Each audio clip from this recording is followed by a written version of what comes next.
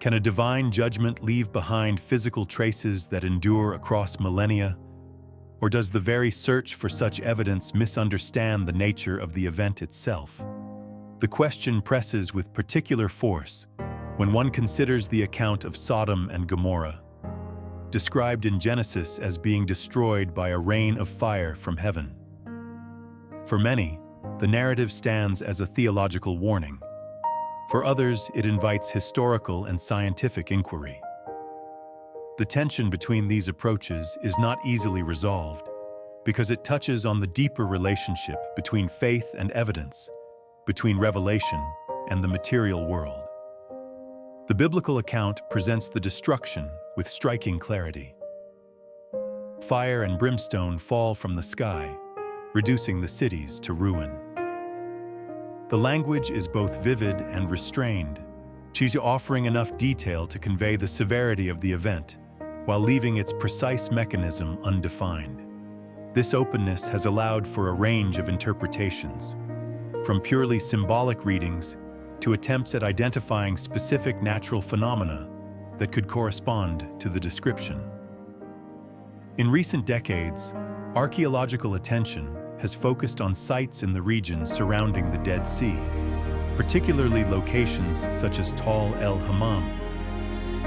Excavations there have uncovered evidence of a sudden and catastrophic destruction layer dating to the Middle Bronze Age. Pottery shards appear to have been exposed to extremely high temperatures, far exceeding what would be expected from ordinary urban fires. Structures show signs of rapid collapse, and certain materials exhibit melting or vitrification, suggesting exposure to intense heat in a short period of time. These findings have led some researchers to propose that the site was destroyed by an airburst event, an explosion in the atmosphere caused by a meteor or comet fragment. Such an event could generate a shockwave and thermal radiation capable of producing widespread devastation. Comparisons are often drawn to the Tunguska event, which flattened vast areas of forest without leaving a traditional impact crater. In this framework, the rain of fire described in Genesis might correspond to a natural phenomenon interpreted through the lens of ancient understanding. Yet the introduction of a natural explanation does not resolve the theological question. It reframes it. If the destruction of Sodom and Gomorrah can be correlated with a physical event, does this diminish its status as an act of divine judgment? Or does it suggest that divine action operates through the structures of the natural world? The distinction is not merely academic. It reflects two different ways of understanding the relationship between God and creation. To insist that a natural explanation excludes divine agency is to assume that God acts only in ways that defy natural processes.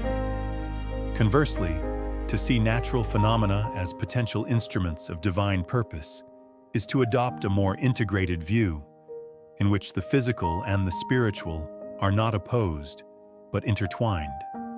The biblical text itself does not demand a choice between these perspectives. It affirms that the destruction is an act of God, but it does not specify how that act is mediated.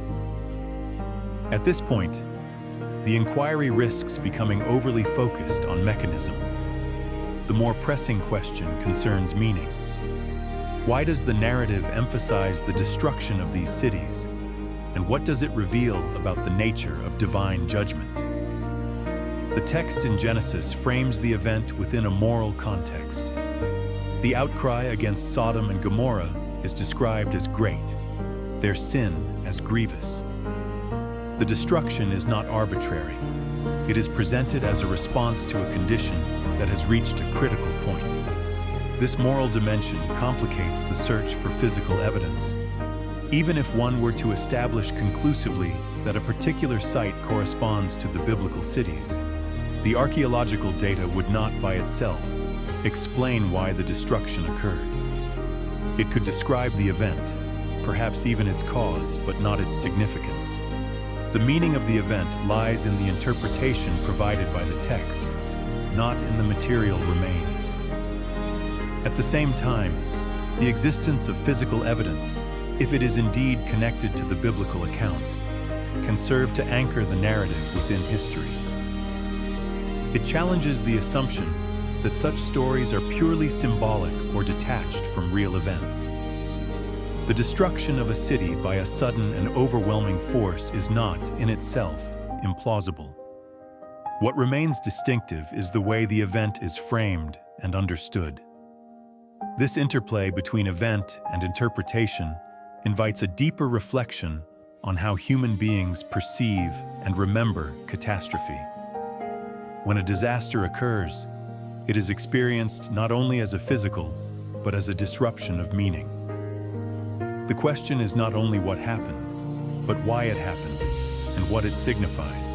In ancient communities, lacking the explanatory frameworks of modern science, interpreted such events within a theological horizon. This does not render their interpretations invalid. It situates them within a different mode of understanding. The account of Sodom and Gomorrah also introduces a personal dimension through the figure of Lot. His rescue, along with the destruction of the cities, highlights the coexistence of judgment and mercy. The narrative does not present a uniform outcome. It distinguishes between those who are delivered and those who are not. This distinction is not explained in purely sociological terms. It is framed as a matter of divine discernment. The story of Lot's wife, who looks back and becomes a pillar of salt, further complicates the picture. It introduces an element that resists straightforward explanation, whether natural or symbolic. The act of looking back becomes a moment of transformation, suggesting that the response to judgment is itself significant. The narrative does not simply describe external events. It engages the internal disposition of those involved. In this light, the search for physical evidence, while valuable, addresses only one layer of the narrative. It can illuminate the historical context, but it cannot fully capture the existential and theological dimensions.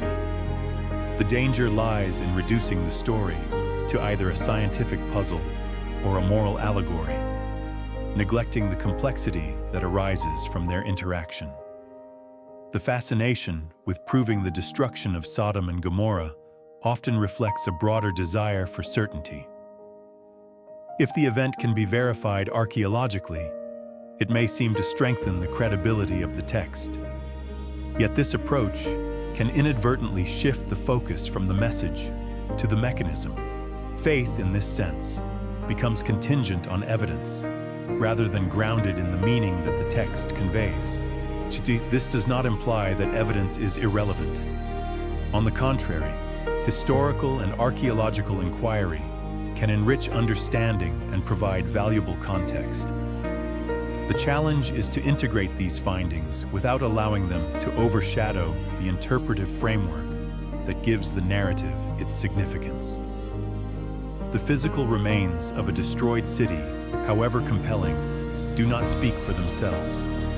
They require interpretation, and that interpretation is shaped by the questions we bring to them. Theologically, the destruction of Sodom and Gomorrah is often understood as a manifestation of divine justice.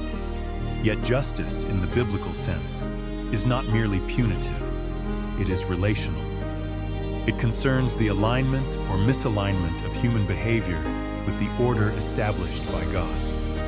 The narrative suggests that the cities had reached a point where this alignment was no longer possible, where the structures of life had become so distorted that destruction was the only remaining response. Such a conclusion is difficult for modern readers, who may struggle with the idea of collective judgment. It raises questions about the nature of divine action, the limits of human understanding, and the problem of suffering.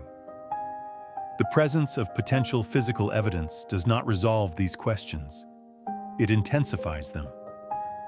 If such an event did occur, it forces us to confront its implications more directly. At the same time, the narrative resists being reduced to a single theme. It holds together judgment and mercy, destruction and rescue, warning and invitation. The figure of Lot, the intervention of divine messengers, the escape from the city. All these elements suggest that the story is not only about what is destroyed, but about what is preserved. In the modern context, the relevance of this narrative does not depend on the identification of a specific archaeological site. It lies in the patterns it reveals. The idea that societies can reach a point of moral collapse, that actions have consequences that extend beyond the individual, that there is a limit to what can be sustained. These themes resonate across time. The physical evidence, if it corresponds to the biblical account, serves as a reminder that such patterns are not merely theoretical. Yet the deeper challenge is not to locate Sodom and Gomorrah on a map, but to recognize the conditions that the narrative describes. The tendency to focus on external evidence can become a way of avoiding internal reflection. It is easier to debate the cause of an ancient destruction than to examine the state of one's own life or community.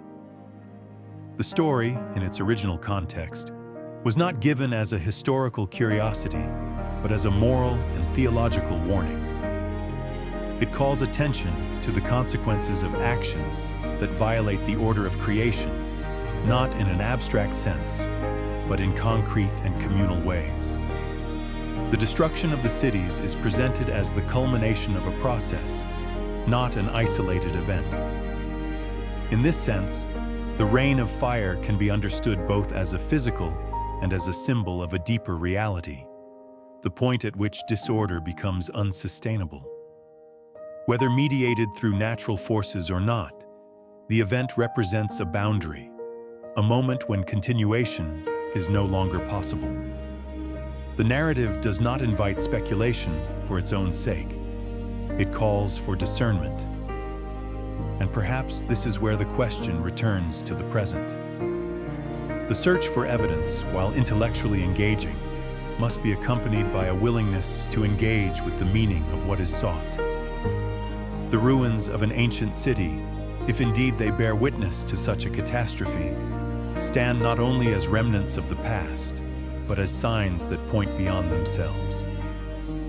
For the enduring question is not simply whether fire once fell from the sky, but what it reveals about the relationship between human action and ultimate reality. And more personally, whether we are attentive to the conditions that precede such moments, or whether we, like those in the narrative, fail to recognize the signs until it is too late. O Lord of justice and mercy, you who see the hidden depths of every heart, teach us to walk in righteousness before you. Guard us from blindness to our own sin and from ignoring the warnings you place before us. When we are tempted to dismiss truth, awaken our conscience. Help us not only to study the past, but to learn from it. Lead us away from paths that bring destruction and draw us toward lives shaped by your holiness. May we be found faithful in your sight, living with reverence, humility, and truth. Amen.